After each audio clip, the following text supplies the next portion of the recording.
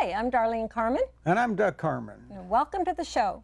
Dixie May has been educating people about the benefits of eating a plant-based diet for over 40 years. She's president of the San Francisco Vegetarian Society and a former member of the IVU International Council. Joining Dixie is Greg Rohrbach, who will serve as the Society's next president. Hey, welcome to the show.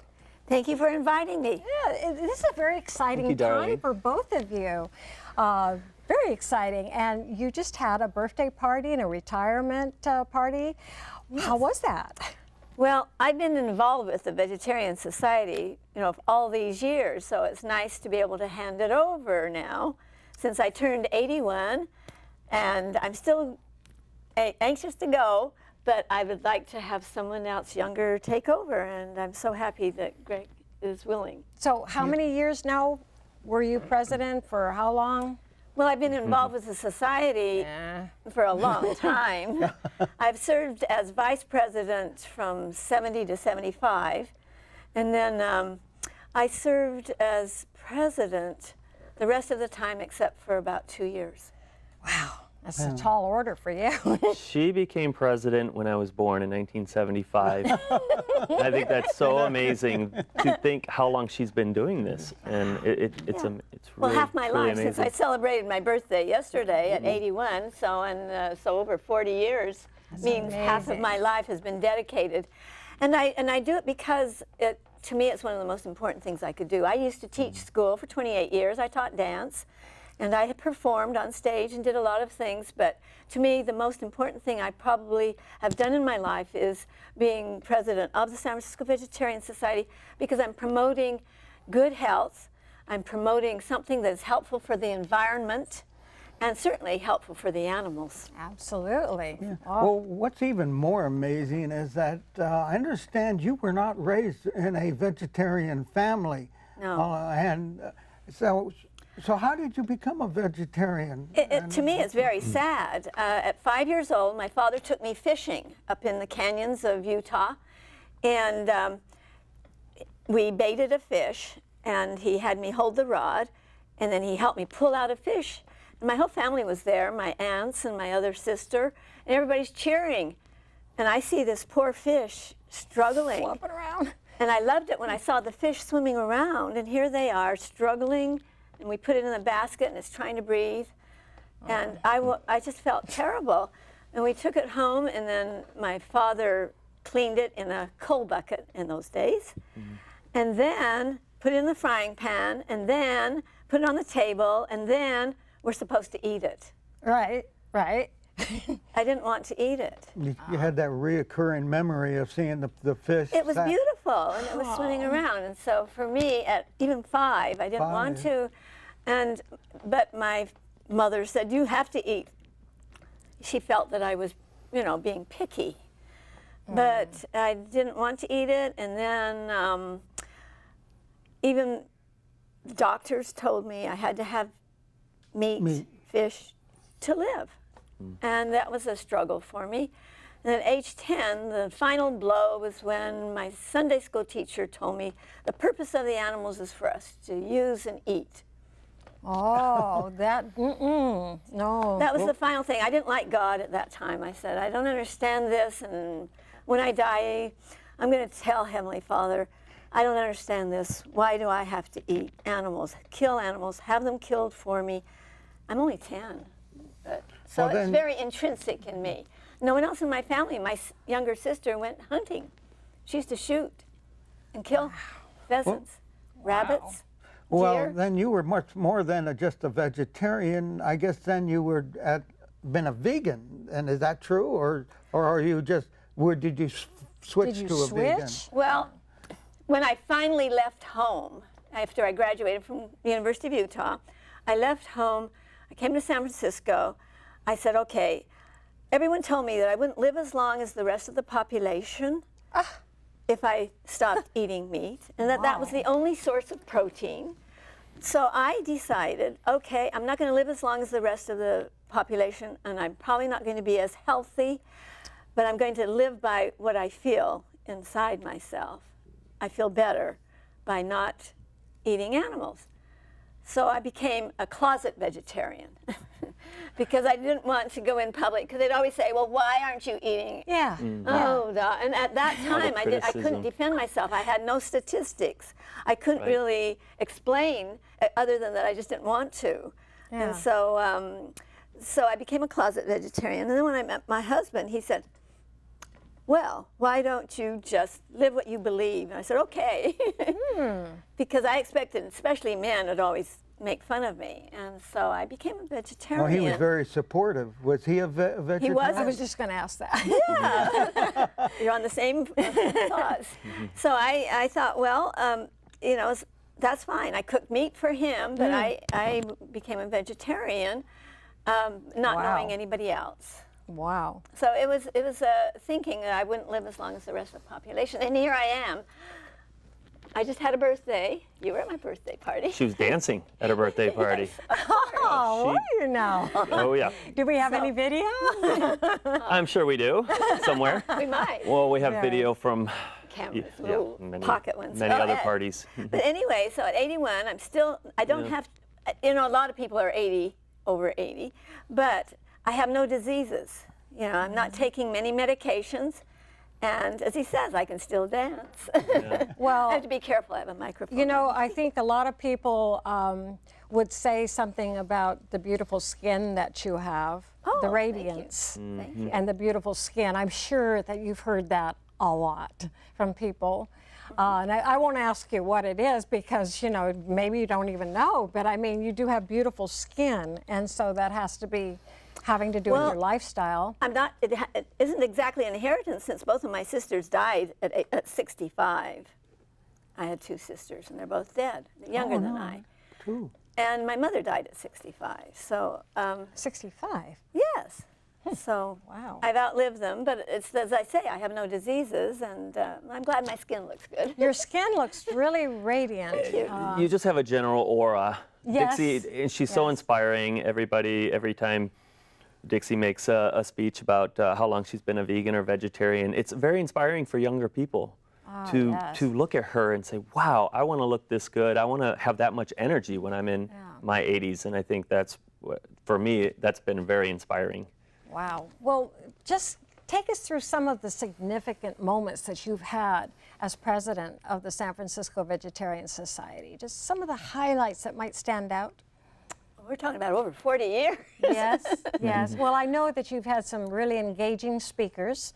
Yes. I know that. Well, we've always had outstanding speakers that are in the movement, and we're always the first. Well, the society itself actually is one of 4 societies. It's one of the oldest societies that's still going, and so it was lucky that I found out about it. I did not found it. It was founded by Battless Fred Baldus, Baldus. who came from Germany, and he was a pacifist. It was a very interesting story about him. I won't go into it unless you're interested, but he started the society, and I heard about it, and I had already been a vegetarian for about 10 years, but I didn't know how to really do it. I mean, I was just not eating meat and animals, fish, chicken, and so I didn't really know how to do it. I was eating a lot of cheese. Because, you know, you don't know where you... And that's why when I heard about the Vegetarian Society, I immediately joined, and I became vice president. There were only 30 members.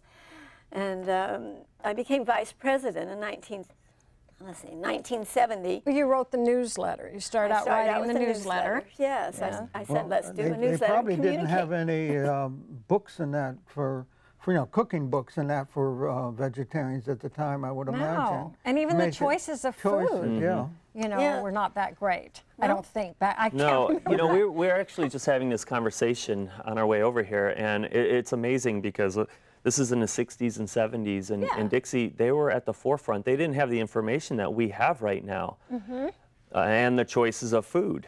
No, So we did not. it's so easy now to say, oh, I'm going to go vegan, and then go to the supermarket and find stuff, or go, you know, go to the cafe, or go to a restaurant. Or go to the website. and I just can't even imagine becoming a vegan or vegetarian back then. And even you were a closet vegetarian for a while, but when you were a kid, so I mean, that's completely understandable. But It's truly amazing how you were at the forefront of how. Yeah. Well, at the of time this I couldn't whole defend movement. it, and now I have all the information. Not only the statistically, we're living longer, we're healthier as vegans and vegetarians. Of course, now So the we have that. society has really grown, right? I don't know how many members you have, but do you have any idea?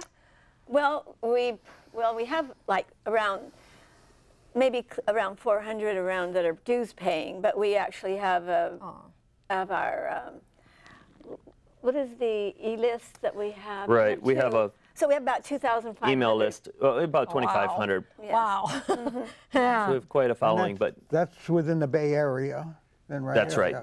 But we did put on the international conference 2 years ago, where we had people from all over the world come, Wow. and Wow. that was nice to connect. oh, that was great. That was Well, wonderful. see, They, now, the they one pick a in different. October. Yeah, Greg, you were Mm-hmm. the coordinator, I understand, for the World's Yeah. Veg Fest, that was in October. October, that, yeah. That's right. Was that international, or that was just No, all- two years ago was the the international, Oh, So okay. this was Oh, and this year it was our 15th. 15th. Yeah. We call it the World, see, we just decided at one of the IVU conferences that why don't we celebrate being vegetarians? And so we just came up with it. Okay, we'll have October 1st be World Vegetarian Day. We just call it that. why not? And so we had it. So we always celebrate World Vegetarian Day by doing something. So we try to have our conference or our festival around October 1st, but we October. can't always find a venue, or sometimes it's in the middle of the week. So it's around that time. And you put this on now every year. This and Yes. that's- That's right. And it's grown now. It's 2 days long. It was one day. Now it's 2 days. Now it's 2 instead of days. one day. Now you got We do the two weekend. We vegetarians. just do the Yep, whole do the whole weekend. weekend, and we start on Friday with setting up, and we don't finish until Sunday night. So how many 10 people o'clock, went 10, through 11 there? o'clock at night. About you think? 5,000 5,000. people, roughly, the last couple How many? I know years. you had one of the speakers that was on our show before, Meyer Schneider. Mm-hmm. Who else? I mean, how many speakers do you have at this event? It's like Well, all days. We have at least 22 speakers and 11 demo presenters. They do demonstrations. So not only do we have people come Cooking. to learn how, we have to learn about it, why they should be vegetarians or learn information. They can also go to our demos and learn how to actually prepare the food. That's important. That's important. I mean, Very important, and they can It's- taste it. And we have vendors at the festival, so they can actually buy food that's prepared and eat while they're people there. Tell you, it's a lot of fun, guys. If you've never been, and you don't even have to be a vegetarian to really enjoy it. It's a great festival. We have music. We have 3 different rooms where the presenters present. The main auditorium for some of the main speakers, and then we have the recreation room, which is where we have the food demos, and it's connected to the kitchen. So people cooking food, so you can learn how to cook That's prepared right. vegetarian They'll prepare it meals. right there, and then they give out samples to everybody that's watching. yeah. Mm-hmm. Now, Greg, you're a full-time nurse, so I have to ask you if your job did that influence you to become a vegan? How'd that go? Right. I've always been into health, and I was an athlete, and I always thought I ate pretty good. And me and my wife, we were at Greenfest in San Francisco about 5 years ago, and we came across the SFVS information table. And we said, wow, we really should try going vegetarian again. And so we got on the email list, and we picked up some information, and we started going vegetarian again. But really, why it stuck this time is because we had the support of SFVS. We went to the functions, we went to potlucks, we met people, and having that support group really kept us on track, because there's times Sure. where we could have slipped back into our old ways, and we'd And get you had good speakers that can That help motivates you understand why you're doing Well, the it. speakers are great because they're very scientific. They a lot of the really good doctors that promote veganism are based on research.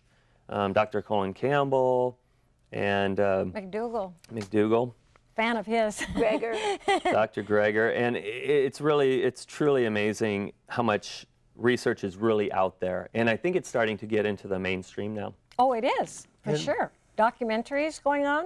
knives and forks and things like that? That's right. You know, and so getting back to your question about healthcare, yes. I'm now incorporating my lifestyle into my job. I work with veterans after they've had heart attacks, stents, and open heart surgery. We give them the Forks Over Knives video.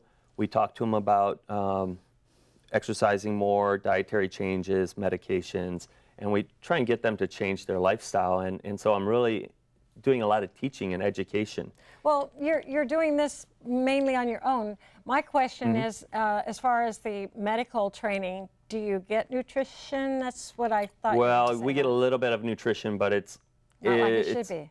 It's not what we should be. And unfortunately, in hospitals now, they are still teaching the mainstream. Registered dietitians are still teaching the mainstream type education. The education has not changed for healthcare workers. Oh, you know. But it's starting to. My husband broke his leg and was in the hospital. And I was so shocked at the food they prepared. I mean, like white, because we told them we were vegan, so they bring me white bread, you know, and food, white rice. There's no nourishment there. And this is supposed to be, he's supposed to be getting well. I had to bring food in when nobody was looking. Oh, yeah. So that he would, you know, recuperate in a healthy manner. Yeah, yeah. I'm amazed anybody gets well in a hospital. Oh, it's amazing. I'm sure. What kind of?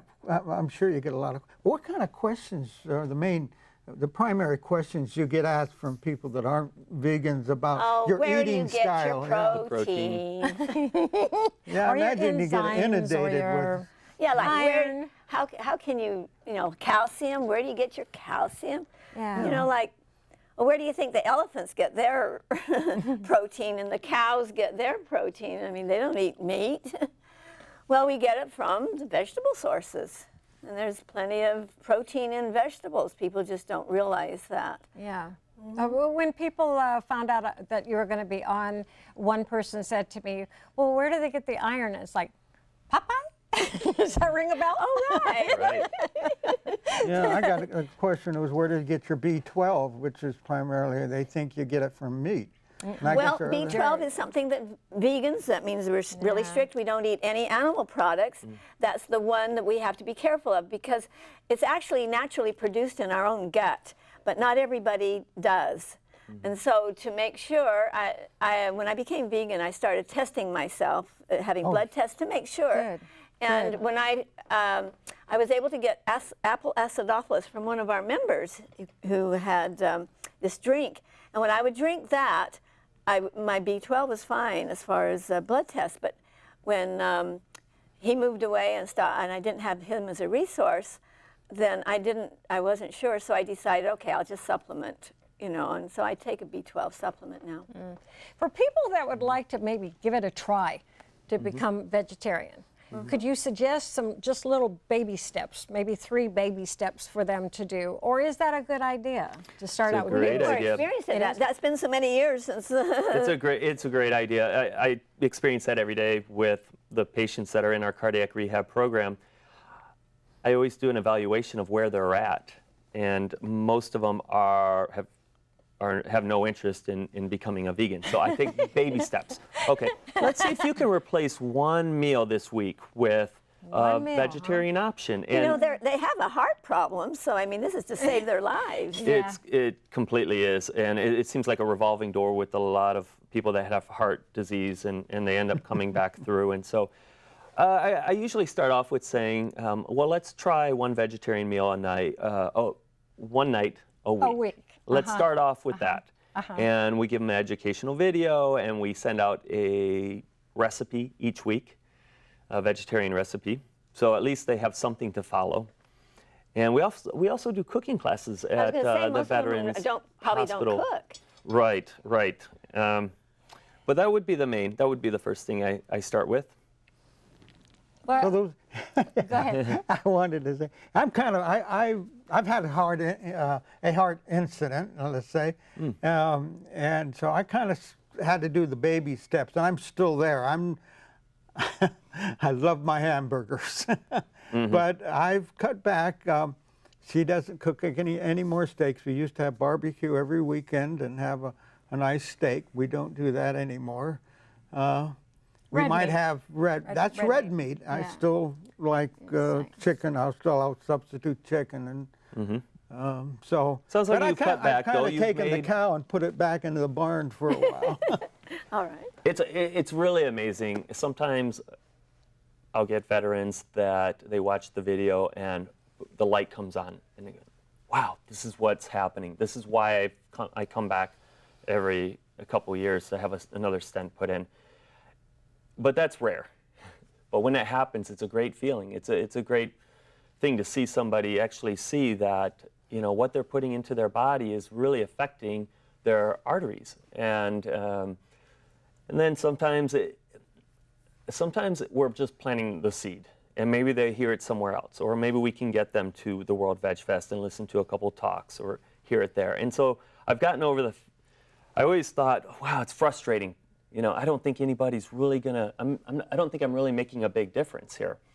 But I think are. slowly we are. We Yes. are, because they're gonna hear it here, and they'll hear it in Yes. the news and the media and some research and say, oh yeah, well maybe I'll try this, or maybe I'll try tempeh or tofu.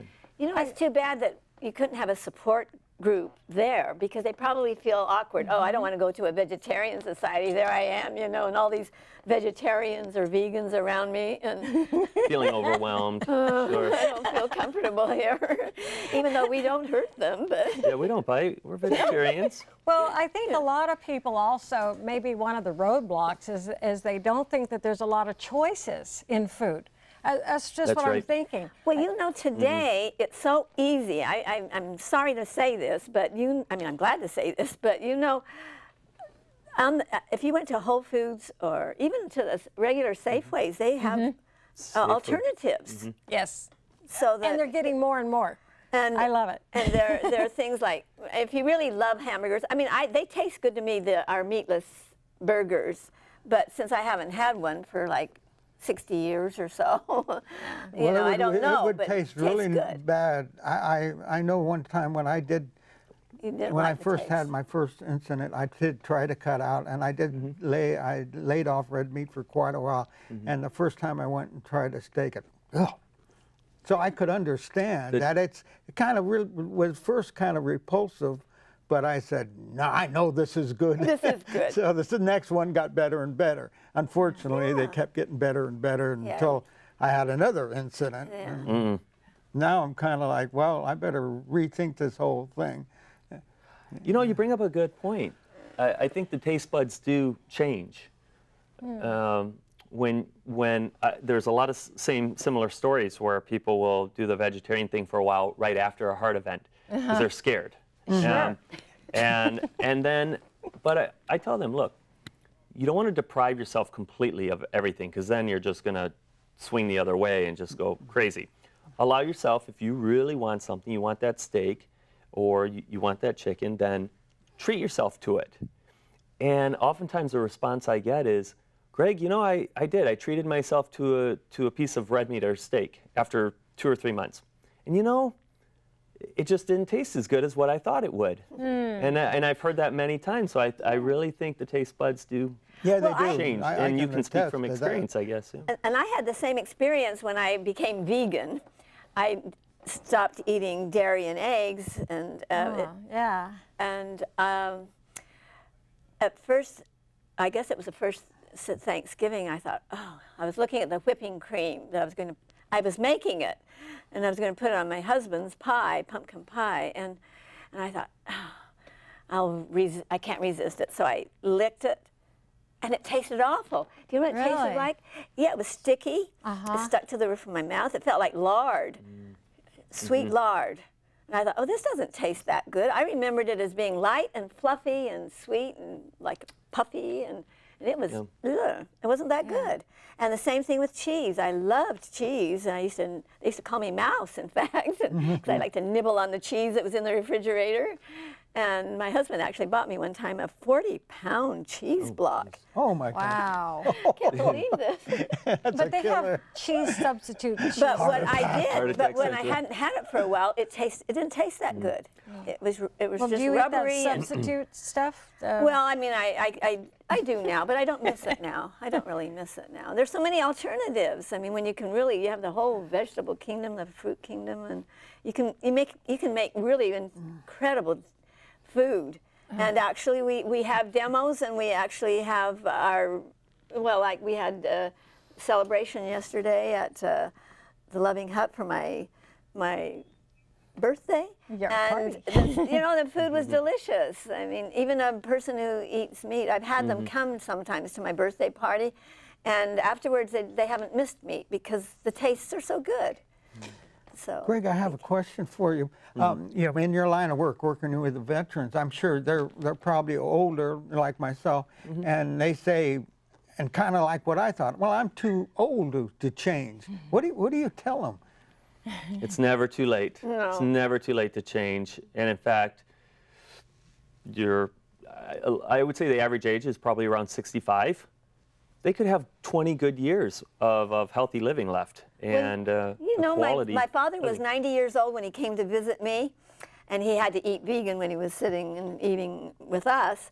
And Poor guy. he had, but we went to some friend's house, and they had a sort of a knot on their arm, and he had him on his stomach. I said, "Oh, Dad, show them your stomach, because you have big blobs on your stomach." And he said, "Oh, they've gone away." Oh. So, I mean, things miraculously happen. And he had purple legs when he first came, and I took him to the chiropractor, and I wanted him to see if there was something they could do for him. And he pulled up his pants, and he was normal. And he was 90, but he was now 92. This is so much fun. I'm sorry that the Oh, show I'm is sorry, over. too. Are you Yeah, writing a we're book? just getting started. Are you writing a book? We got a lot to talk about. A book? Too bad we couldn't eat and share it with our friends. Are you out writing there. a book? Maybe in Not the yet. future? Oh. There are lots of good books out there.